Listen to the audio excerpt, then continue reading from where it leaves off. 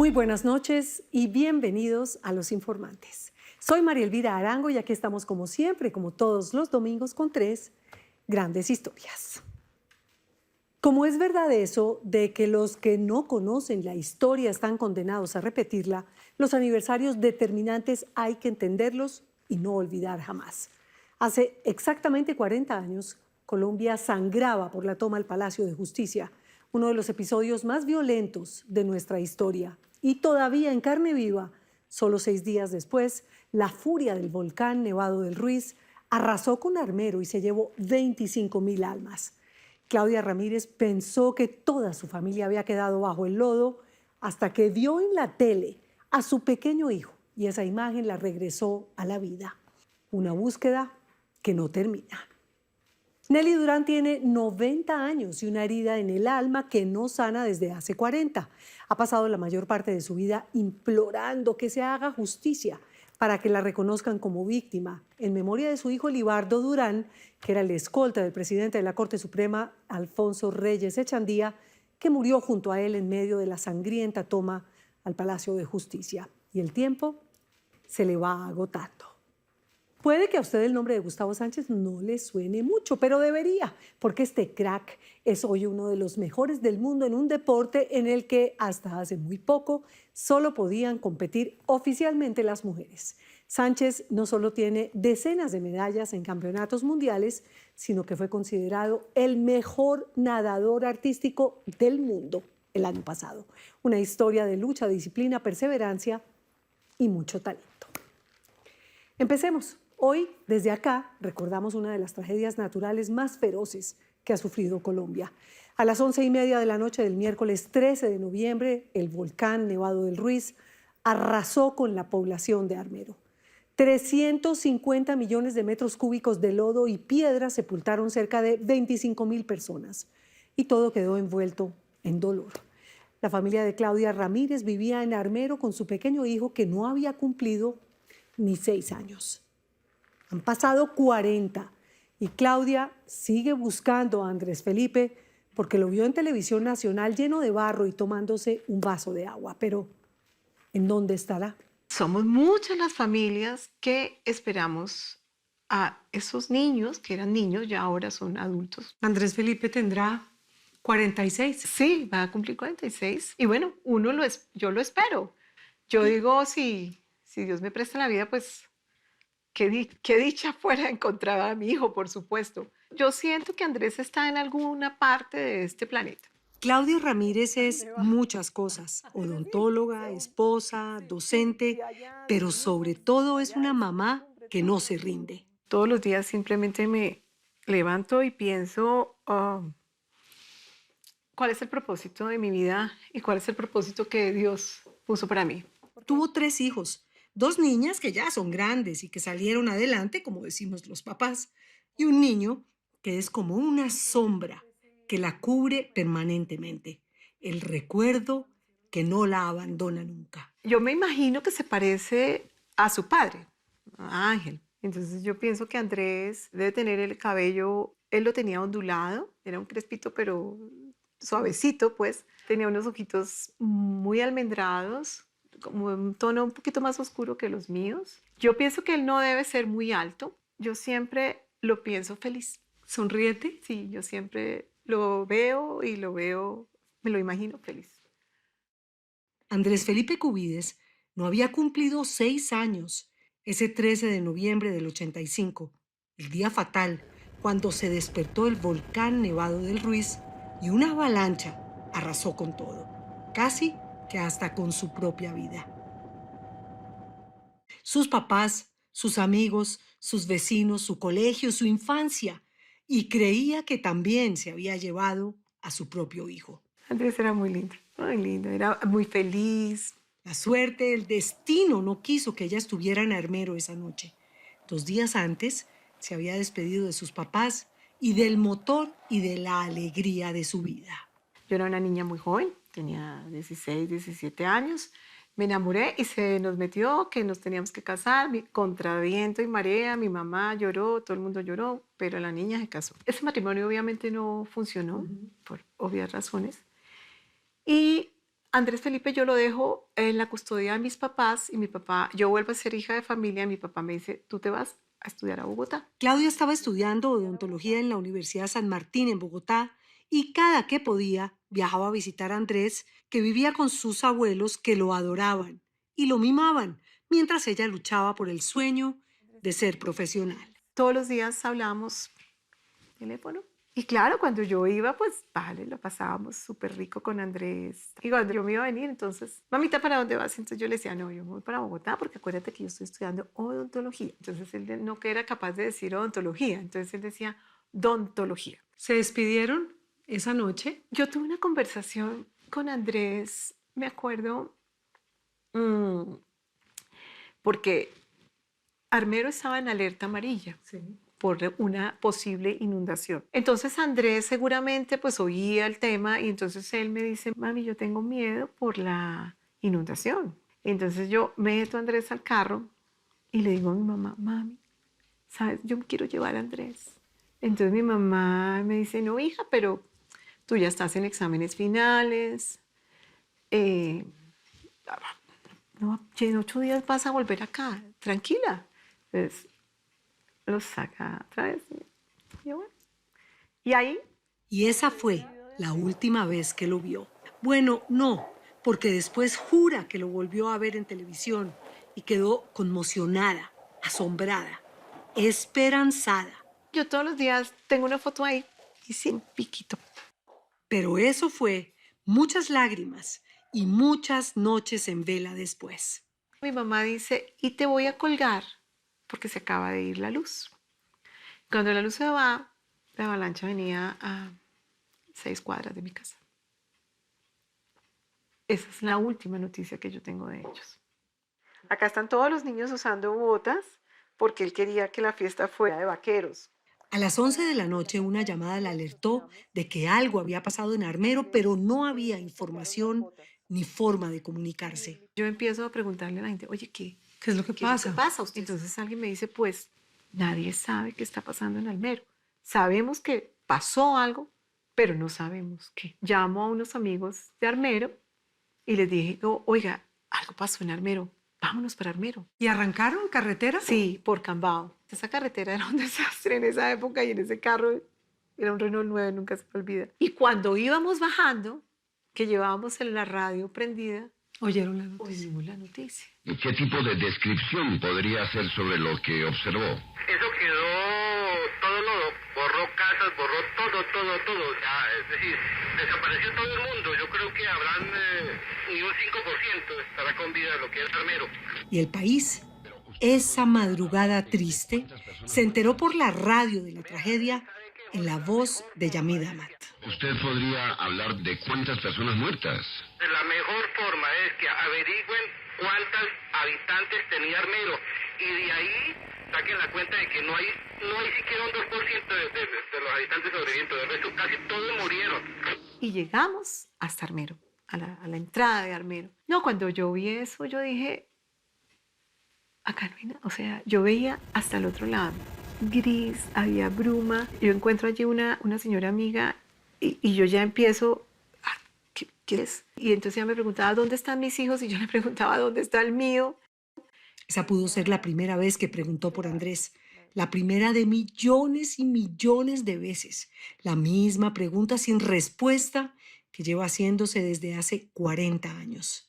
Una búsqueda que no ha terminado todavía. Tengo recuerdos muy bloqueados. Yo no recuerdo muy bien cuántos días duré allí. Pero varios, ¿no? Hay testimonios que dicen que estuvo usted 10 días 10 allá. días, sí. Y es que es un duelo triple, ¿no? Una angustia. Usted Claro, buscando porque era a mi papá, mi mamá y Andrés, los amigos. todo y todos habían desaparecido. Esos primeros días yo me quería ir a morir. Yo decía, yo no tengo por qué vivir, o sea, no. Y la búsqueda en los hospitales, No, en los eso- albergues. Eso fue dramático, eso era con los amigos. Iban a Villeta, a Cambao, o sea, donde decían que había niños. Ellos se iban y pasaba una cosa muy curiosa, como yo era muy joven, entonces no me creían. Que tenía un hijo. Sí, yo llegaba con mi fotico, no, es que este es mi niño. Mm, Mm. ok. Usted no es. Sí, señora, es. ¿Y el papá? Ángel No. pues, no sobrevivió a la tragedia. Pues obviamente yo buscaba pues a mi papá, a mi mamá, al que fuera. O sea, uno lo que quería era encontrarse una cara amiga y decir, ay, tú sobreviviste, o un niño, el niño de una amiga. Nada. No, Entonces, nada de nada. No había noticias por ninguna parte. eso fue espantoso porque la tragedia superó Sí. al Estado. La ministra de ese momento, que era Noemí Sanín, da la orden que le da el presidente, que era Belisario Betancourt, y él dice, los niños van a ser custodiados por el bienestar familiar. Pero el bienestar familiar nunca, hasta este momento, a mí me ha dado una respuesta ni de mi hijo ni de los otros niños que yo vi.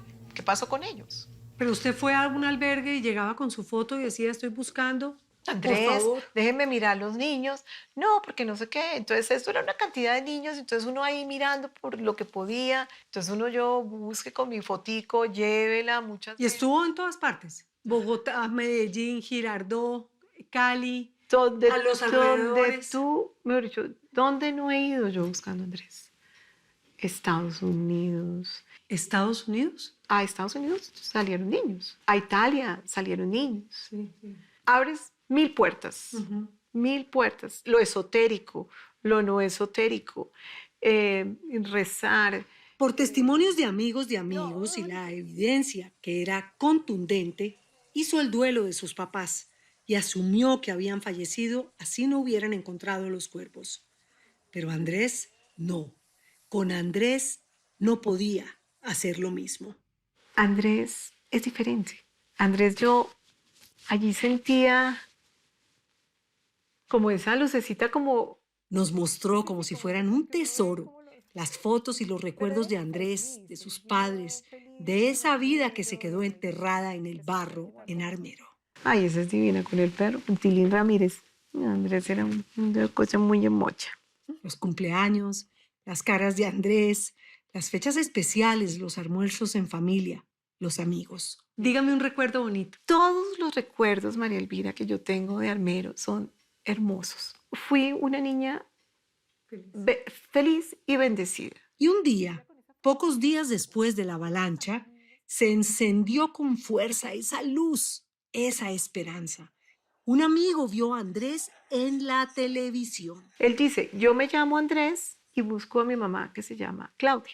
Y yo, que me quería morir, entonces de pronto pienso, pero entonces no me puedo morir. O sea, ¿cómo me muero? ¿Y Andrés? Aunque nunca pudo ver ella la imagen, esa noticia, un niñito diciendo que se llamaba Andrés y que buscaba a Claudia, a su mamá, fue suficiente para confirmar lo que le decía a su corazón, que su hijo no había muerto en la tragedia.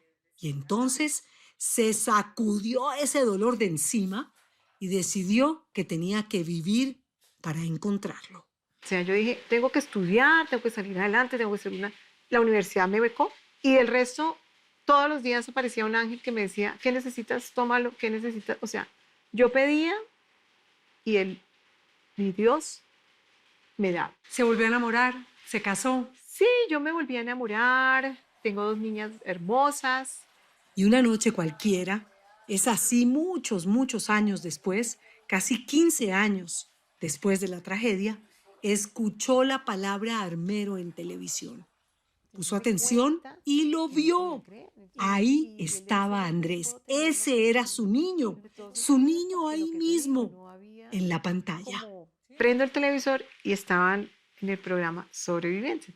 Ajá. Entonces estaba hablando el señor y inmediatamente sale un título ahí, dice Armero 1985. Y yo, ay, Armero. Y casi lo apago. Dijo, no, yo tengo que ser capaz De veras. de ver esto, porque yo no veía cosas de Armero. Cuando yo veo la segunda o la tercera imagen, sale Andrés y yo, ese es Andrés. Y yo brincaba y yo saltaba. Entonces, Y esa tarde, mientras lo recuerdan su apartamento, emocionados, todos, volvimos a ver la imagen. y ahí, ese es Andrés. Ay, Dios.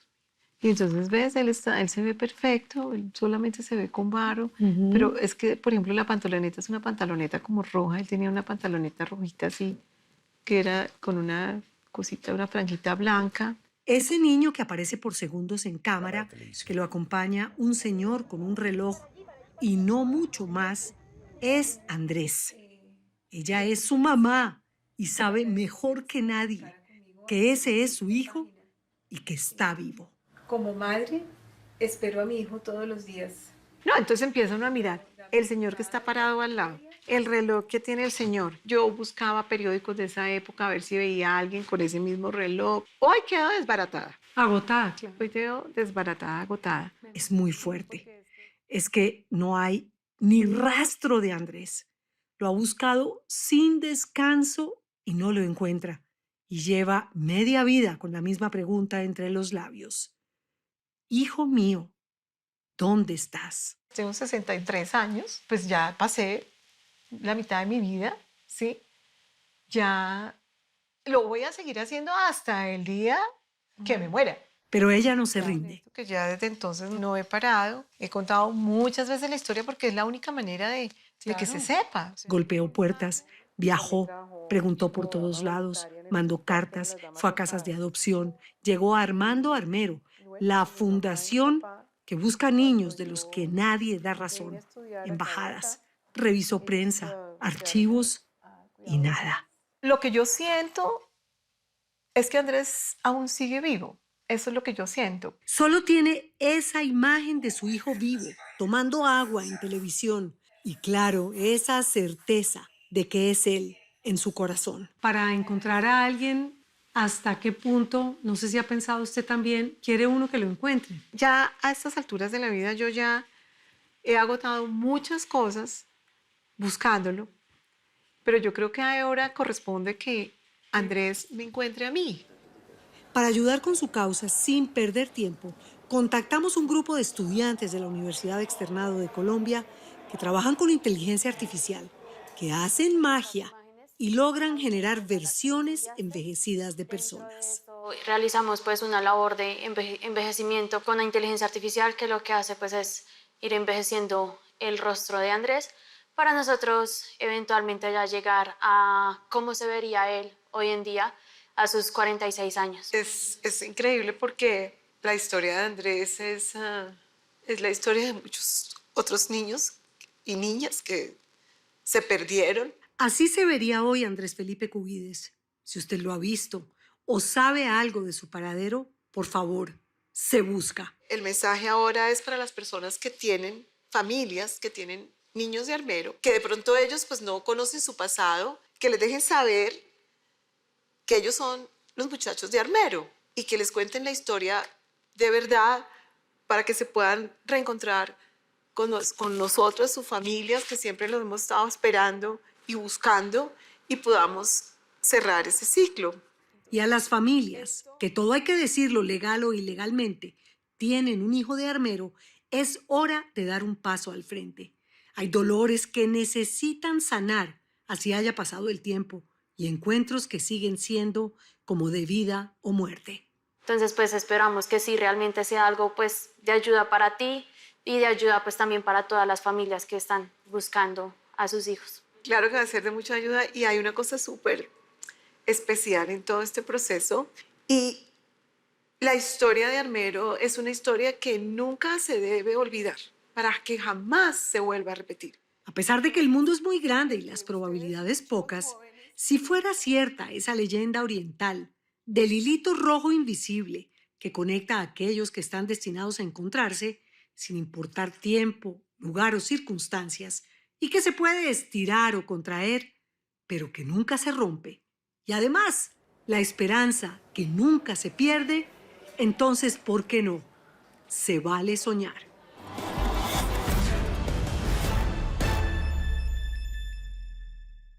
El médico psiquiatra Ariel Alarcón acaba de publicar Amar el volcán, Él estuvo sepultado 2 días bajo el lodo, perdió una pierna y a su novia embarazada del hijo que esperaban. Sobrevivir y rehabilitarse ha sido un desafío que convirtió en este libro, con lecciones sobre trauma, resiliencia y la capacidad que tenemos los humanos de sobreponernos a la adversidad.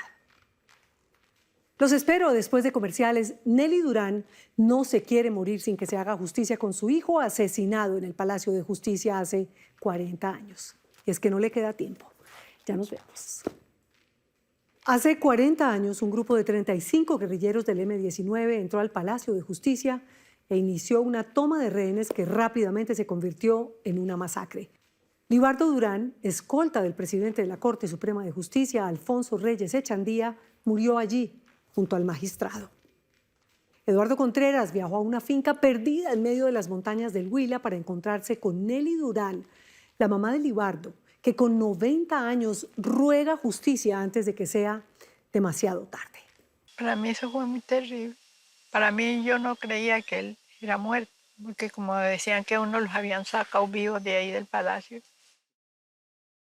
Yo decía, guarda la esperanza que él estaba vivo. Nelly Durán tiene 90 años. Todos los días al amanecer reza el rosario y contempla una foto junto a su cama. Lleva 40 años esperando que el Estado le responda por la muerte de su hijo, Libardo Durán, escolta del presidente de la Corte Suprema, muerto en la toma del Palacio de Justicia. Todos los días el recuerdo es cuando me paro y veo la foto de él, porque yo la foto de él la tengo enfrente de la cama a mí y le oro a él. Yo sueño con él. ¿Qué sueña cuando sueña con él? Con él como siempre, cuando llegaba acá él me abrazaba y así él me quería mucho. Doña Nelly es una mujer hecha a pulso que se quedó viuda y sacó adelante 5 hijos sola. Libardo era el mayor, su compañía y la figura paterna para sus hermanos menores. Tan bonito que también. Todavía yo pienso que él está vivo. Yo, por ejemplo, yo voy a alguna parte y a mí me parece que yo me encuentro con él. Nunca lo ha podido superar. Doña Nelly nació en esta finca perdida en medio de las montañas del Huila, a la que se llega luego de 3 horas de camino desde Neiva, por una carretera en la que solo transitan camionetas 4x4.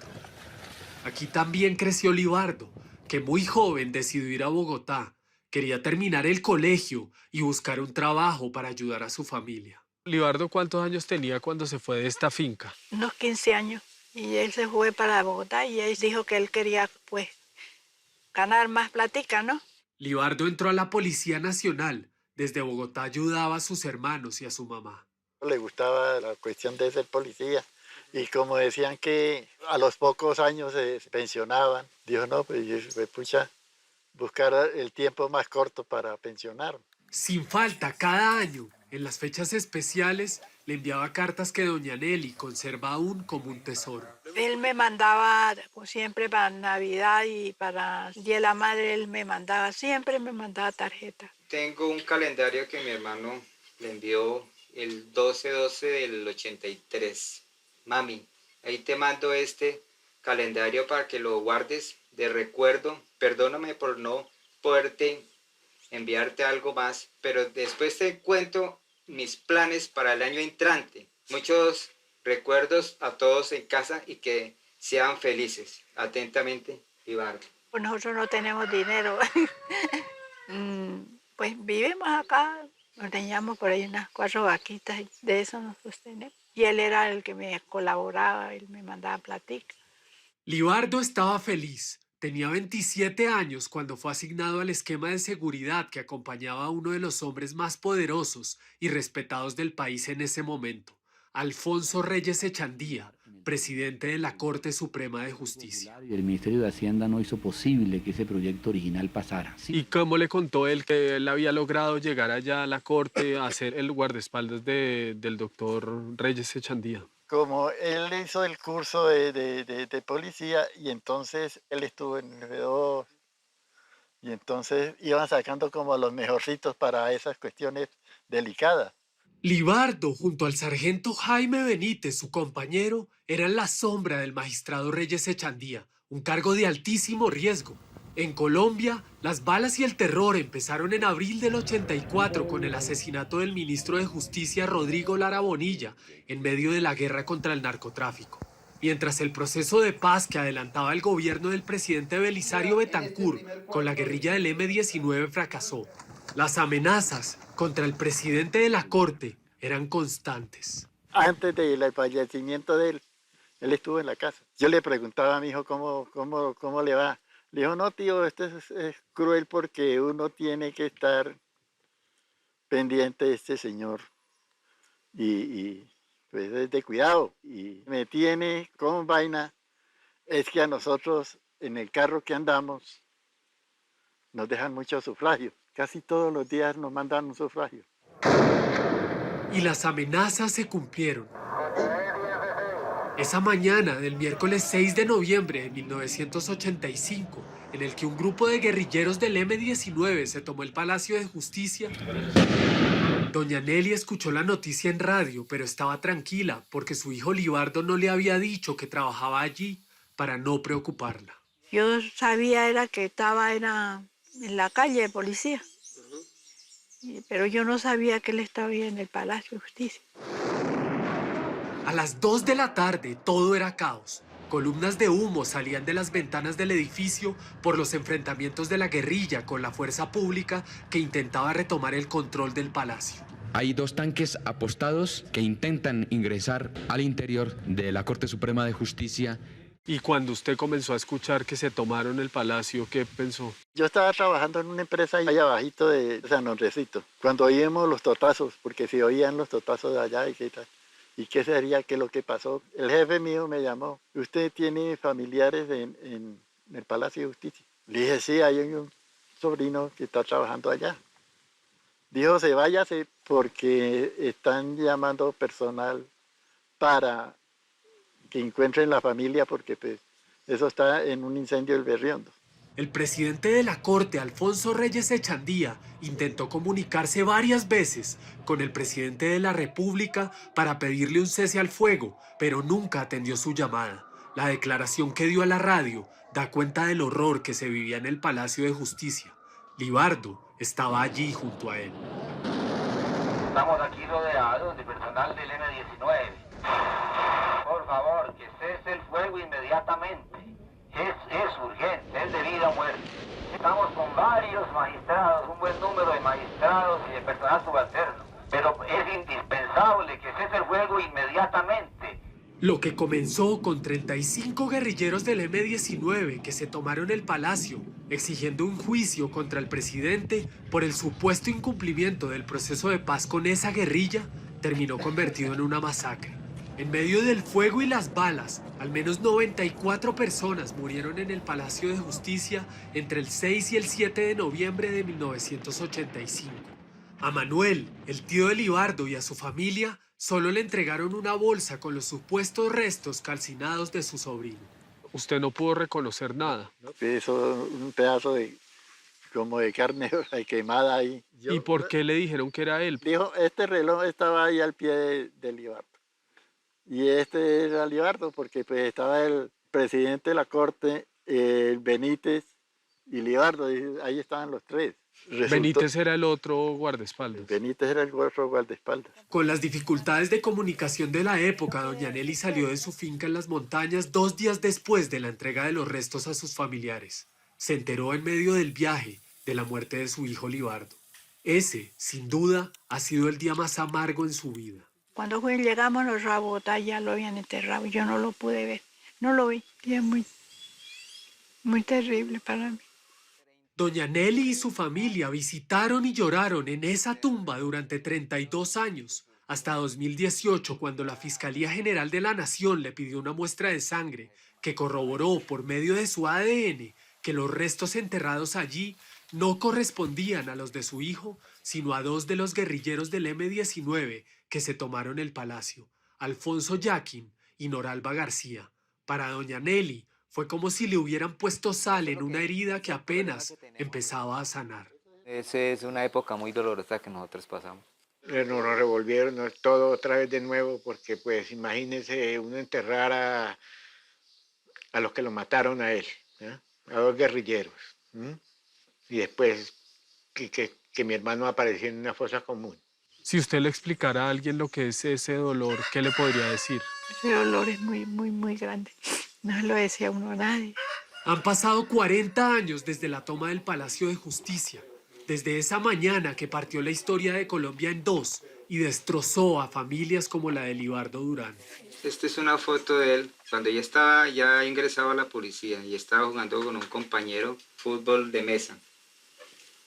Me viene un recuerdo a uno de cómo fue la tragedia de él, cómo fue el sufrimiento que él tuvo. Sí. Queda uno con incertidumbre de qué fue lo que sucedió allá, cómo fue que murió él. En todo ese tiempo, doña Nelly no recibió apoyo psicológico ni compensación alguna del Estado colombiano, ni de ninguna de sus instituciones. Tuvo que hacer frente al dolor como muchas otras víctimas en este país, solas y en silencio. Nosotros del gobierno no hemos recibido nada, nada, nada, nada. Un apoyo para nada. Olvidadas completamente. Y con ese dolor tan berraco que ella mantiene, porque todavía ella sufre mucho, y ni un mejoral le dieron para el dolor de madre, ¿no? La vida tuvo que seguir su curso y las heridas 40 años después siguen sin cerrar. A mí no se me olvida. Lo tiene presente todo el tiempo. Lo tengo presente, la fecha cuando se tomaron el Palacio de Justicia, todo, y a mí no me olvida. En las tardes, desde la finca de doña Nelly se ve brillar el agua de la represa del Quimbo. Le gusta contemplar el paisaje y salir a caminar. A sus 90 años, esa es su terapia. Así ha encontrado un poco de paz. ¿Qué es lo que más le gusta de esta finca? Yo me amaño mucho por la tranquilidad. A mí el ruido en el pueblo me fastidia. Y yo vengo acá y yo me siento... Se sienta acá a contemplar. Yo salgo y me pongo a orar. Y después me pongo a ver de las matas, por ahí. El proceso por la responsabilidad del Estado colombiano en la muerte de Libardo Durán sigue en curso. Fue fallado a favor de doña Nelly en primera instancia en 2023, pero fue apelado por el Ministerio del Interior y se encuentra actualmente a la espera de un fallo definitivo en el Tribunal Contencioso Administrativo de Cundinamarca. Doña Nelly tiene 90 años y cree que le queda poco tiempo. Ella solo espera que la vida le alcance para ver que se haga justicia en memoria de su hijo.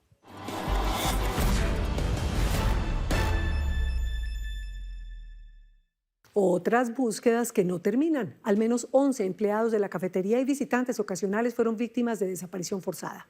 Y hasta hoy también se desconoce el paradero de varios de ellos. Sobre los 40 años del Palacio Mural de Ricardo Silva Romero acaba de salir del horno. Mezcla de ficción y realidad es otra mirada de lo que pasó hace 40 años. Los espero después de comerciales. Un deportista que no solo es el mejor del mundo, sino que se abrió espacio, uno que parecía imposible. Él es bendito entre todas las mujeres. Ya nos vemos. Gustavo Sánchez sabe lo que es sentirse juzgado, y todo por practicar un deporte que hasta hace pocos años estaba reservado para las mujeres. Entonces, con su nadadito de perro, bueno, es todo menos eso, se convirtió no solo en el mejor nadador artístico de Colombia, sino también en uno de los mejores del mundo. Diego Rubio se echó al agua con este superatleta que baila y hace piruetas como pez en el agua y con la suerte de estar siempre bendito entre las mujeres. A mí siempre me encantaba la natación artística, pero claramente, como era un deporte femenino, nunca lo vi como en mi radar o en mis posibilidades de entrenarlo. Así como hace muchos años era impensable que una mujer boxeara, jugara rugby o incluso fuera futbolista, hubo también una época en la que no solo era mal visto, sino que no estaba permitido que los hombres compitieran en ciertos deportes profesionalmente. Por ejemplo, la natación artística o nado sincronizado. En los Olímpicos 2012 me acuerdo mucho en buscarlo en la televisión para verlo porque lo admiraba mucho. Cuando hacía waterpolo subía la pierna, jugábamos a remedar a las chicas que entrenaban aquí en la de clavados. Y yo decía, esas mujeres son unas cracks, admiro, todo es espectacular. Pero por más espectacular que le pareciera ese deporte en el que las mujeres bailaban en el agua y montaban coreografías y hacían acrobacias, Gustavo no podía ni siquiera soñar con aprenderlo. No existían academias masculinas ni equipos que lo recibieran. Y además, aunque suene prehistórico decirlo, le repetían con desprecio que los niños de verdad no solo no lloran, sino que no practican ninguna actividad tradicionalmente femenina. Claramente hubieron miradas, quizás gente pudo juzgar. Mi papá tampoco aprobaba que yo hiciera natación artística. ¿Papá no aprobaba? No aprobaba. ¿Y qué le decía? Decía, no, te van a criticar, es un deporte para mujeres, no hagas eso. Pero las cosas han cambiado. Los tiempos y los prejuicios han cambiado. Hoy los hombres ya pueden participar en competencias oficiales de natación artística. Y Gustavo Sánchez ya es un profesional en la materia. Exitosísimo además. Y su papá suena duro, pero su papá tuvo que tragarse sus palabras. Fue chévere porque también vi el proceso de como callarle la boca a esa gente que no creía, que de pronto juzgaba, como mi papá que no creía que no iba a lograr nada en este deporte con mis resultados. Tal cual lo acaba de oír. Hey, soy campeón mundial. Hoy, el colombiano Gustavo Sánchez es uno de los mejores nadadores artísticos del planeta. Compite en las categorías individual, dúo mixto y por equipos de 8 nadadores. Es genio, figura y supercampeón de ese deporte, también conocido como ballet del lago, que hasta hace muy poco estaba reservado únicamente para las mujeres. Si sumamos mundiales y copas del mundo, ¿a cuántos ha ido más o menos?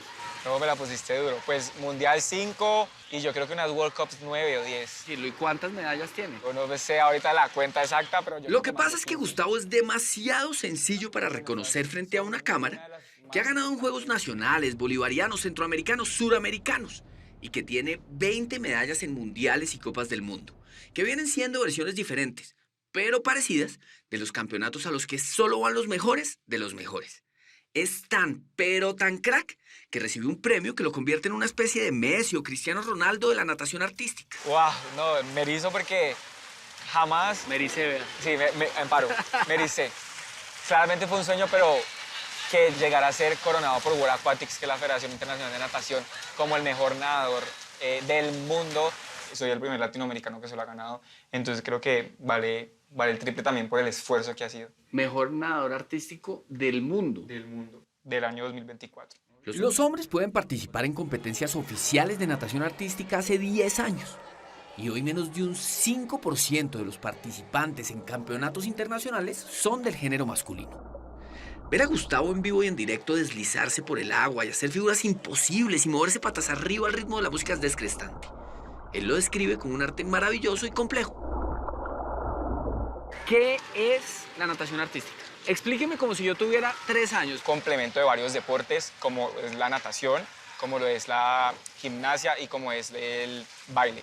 Entonces es un deporte en el que tenemos que estar en bastante hipoxia porque estamos respirando y nos tenemos que volver a meter en el agua. No podemos tocar el suelo. Todo el tiempo estás interpretando una rutina, te puntúa la impresión artística y también la ejecución de tus movimientos. Entrenar preparación física, entrenar coreografía, entrenar flexibilidad, entrenar expresión corporal, entrenar la apnea, o sea, son muchos parámetros para que una rutina que dura 3 minutos salga brillante. Y todo esto sonriendo. Exacto, con buena cara. Irina Rodríguez es asesora internacional de la Federación Colombiana de Natación Artística, algo así como una entrenadora de entrenadores de la Selección Colombia. Es española, como su acento bien la delata, profesional del nado sincronizado durante más de 10 años, múltiple medallista mundial, plata olímpica en Pekín 2008. Es decir, conoce el deporte como pocos. Seguimos pensando, es un deporte femenino. Pues yo opino que hay que romper muchos estereotipos y que quizás las creencias sociales están muy instauradas y yo soy de la opinión que todo es para todo, ¿no? Y que cada uno tiene que escoger su camino, en que se siente cómodo y no determina su condición sexual para nada. La profe Irina conoce a Gustavo hace unos 9, 10 años y desde la primera vez que lo vio quedó encantada. Y no solo por el talento, que es evidente, sino porque existiera semejante máquina de la natación artística en un país donde ese deporte sigue siendo tan minoritario, tan desconocido, tan nuevo, tan poco publicitado. Él tiene 3 medallas mundiales en solo masculino. Primeras medallas para Colombia en natación artística. Es una persona que ha roto barreras, que es valiente. ¿Qué le diría a un niño que de pronto dice, oiga, estoy practicando un deporte que dicen que es de mujer? Que literalmente a palabras necias, oídos sordos y que crean en él mismo. Así ni los papás crean en él. Yo creo que soy el mayor ejemplo de que los sueños se cumplen si se trabajan por ellos. La verdad, esas piscinas me vieron crecer. Gustavo Sánchez nos cita en Cali, su ciudad natal. De entrada nos dice que es un caleño de manual, de esos que usan el B para todo. Alegre y hablador, amante del pan de bono y la lulada, bailarín de campeonato. ¿Baila salsa? Sí. ¿Dónde baila mejor salsa? ¿En el agua o afuera del agua? En el agua siento que es mejor, pero en la tierra también me defiendo. Este bailarín de salsa acuática nos advierte que tiene poco tiempo libre. Y eso en su mundo significa que pasará poco tiempo fuera del agua. Así que le proponemos meternos cámara en mano hasta el fondo de la piscina para captar todos sus movimientos subacuáticos. Él acepta y nos cita en el entrenamiento de la Selección Colombia de Natación Artística. ¿O nado sincronizado? ¿Nado sincronizado o natación artística? Es lo mismo, pero quisieron envolverlo todo en el mundo de la natación y ahora se llama natación artística. O sea, sigo nado sincronizado, quedo como un viejo que no tiene ni idea. Sí, desactualizado. Gustavo es el único hombre de la Selección Colombia en la categoría de mayores. Sufre de exceso de amabilidad y de carcajada fácil. Algunas de sus compañeras nos piden que notemos su tren superior en forma de triángulo. No tiene un solo pelo en el cuerpo, como buen nadador. Explica que es para poder desplazarse mejor entre el agua. Cada detalle cuenta. Nos pide que lo entrevistemos en su lugar feliz, la piscina pública donde dio algunas de sus primeras brazadas y de donde, dice, poco ha salido desde entonces. ¿Todos los días se mete al agua? Menos domingo. ¿Cuántas horas más o menos al día? De 10 a 12 horas. Pueden ser 60 horas a la semana. Es mucho. Yo siento que paso más en la piscina que en mi propia casa. Repite apelando al lugar común que el agua es su elemento natural, que la piscina es su oficina, que la música que suena bajo el agua gracias a un parlante subacuático es su banda sonora y que el vestido de baño pegado, ese que algunos profesionales llaman espido y los ignorantes en el tema llamamos tanga, es su overol, su uniforme de trabajo. Esta es mi vida. Oler a cloro es mi perfume. Gustavo Adolfo Sánchez Acero tiene 25 años en la tierra y 19 en el agua. Mejor dicho, nació hace 25 años pero volvió a nacer cuando aprendió a nadar, a los 6. Quienes lo conocen de toda la vida repiten que era un niño muy activo. No se quedaba quieto ni amarrado. Por eso, sus papás buscaron un deporte que le exprimiera la energía. Yo mantenía en el colegio, en la enfermería, porque me subía a los árboles, me subía a los techos. Es que la natación, que fue un método o una táctica de sus papás para que quemara energía. Es claro, para quemar energía, salía del colegio, me traían para acá para que llegara a la casa de una a dormir. Sus primeros triunfos llegaron en la natación de carreras. Dicen que nadaba como si tuviera un motor en la espalda. Recibió trofeos locales y departamentales, participó en varios campeonatos nacionales. Se perfilaba como una verdadera promesa de la natación de velocidad, hasta que un accidente lo alejó del agua. En el colegio, jugando, casi me moché un dedo, paré 2 años por la recuperación y cuando volví pues ya no era lo mismo. ¿Qué le pasó en el dedo? Con una puerta casi me lo moché, literal quedó colgando de un hilo, me llevaron a urgencias, a reconstrucción del dedo, me pusieron clavo. O sea, fue bastante traumático. ¿Usted me cree si yo le digo que a mí me pasó exactamente lo mismo? ¿En serio? Cállate. Ay, sí. Y se parece. Por una de esas coincidencias rarísimas, el periodista y el entrevistado somos hermanos de dedo. Pero volvamos a la historia de esta fiera acuática, que es lo que realmente importa. El caso es que volvió a la piscina después del accidente. Pero esos rivales a los que antes vencía, ahora lo pasaban con facilidad. Entonces practicó waterpolo y resultó buenísimo. Luego intentó con los clavados y, oh sorpresa, tampoco lo hacía nada mal.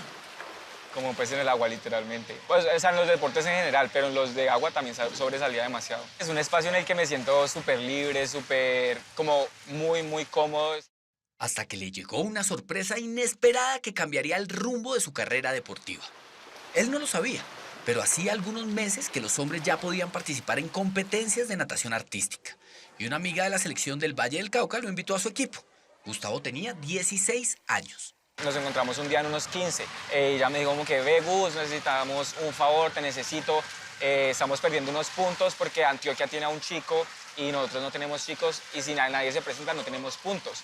Necesitamos que por lo menos te tires a chapotear conmigo. Pero este crack no chapoteó ni se ahogó haciendo piruetas patas arriba, como lo habría hecho cualquier novato. Todo lo contrario. Fue capaz de seguir los movimientos con tanta naturalidad, con tanta fluidez, con tanta elegancia, que dejó boquiabierto a más de uno. La entrenadora Janet, que es la entrenadora de Selección Colombia por muchos años, dijo, ese niño va a ser muy bueno, pónganle atención. Nosotros cuando le estábamos haciendo la evaluación, pues empezamos a decirle que hiciera algunos gestos y eso, y él los cogió impresionantemente rápido. Janet Hatiuska tiene abuelo ruso, padre cubano y madre colombiana. Cumplió 60 años y practica natación artística desde los 8.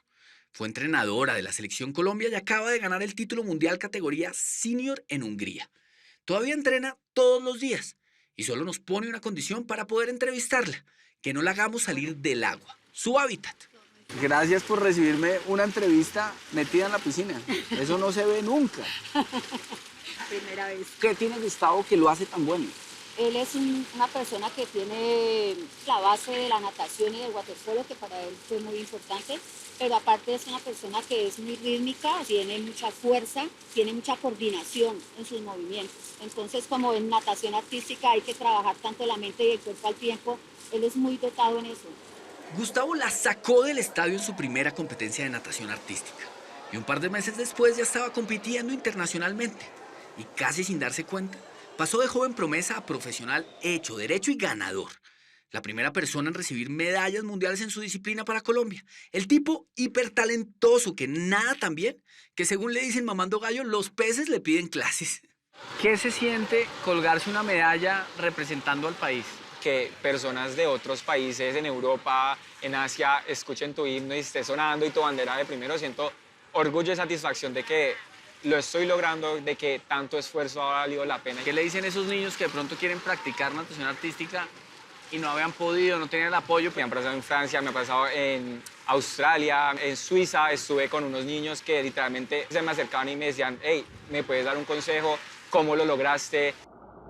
Él, la verdad, no sabe muy bien cómo lo ha logrado, pero si uno le pregunta por su receta del éxito, responde que debe ser una mezcla de talento innato, oídos de pez para hacerse el sordo ante las críticas, mucha disciplina, en su caso el apoyo incondicional de su mamá y sobre todo ser buena persona siempre y con todo el mundo.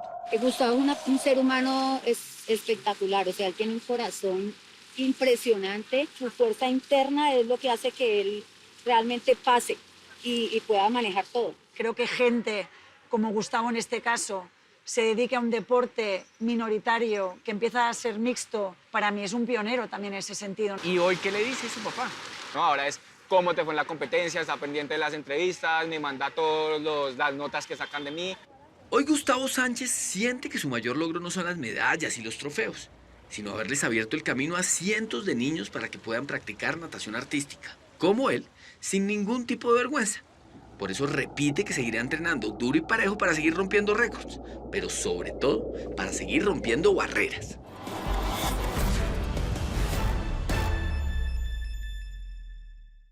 La natación artística en las categorías de dueto mixto e individual masculino no es un deporte olímpico. Gustavo espera que el comité los apruebe pronto, pues ahí tendría opción de traer una medalla olímpica para Colombia. Mucha suerte. Si tiene alguna historia que contarnos, escríbanos a losinformantes@caracoltv.com.co. O si quiere volver a ver alguna de nuestras historias, síganos en Facebook, en nuestro canal de YouTube y ahora también las puede ver en Ditu. Descárguelas y repítalas cuando quiera. Esperen séptimo día, madres denuncian lugares que tenían a cargo el cuidado de sus hijos y terminaron siendo maltratados y vulnerados. No se lo pierdan. Nosotros nos vemos como siempre. Los espero el próximo domingo con otras 3 grandes historias. Buenas noches. Que descansen.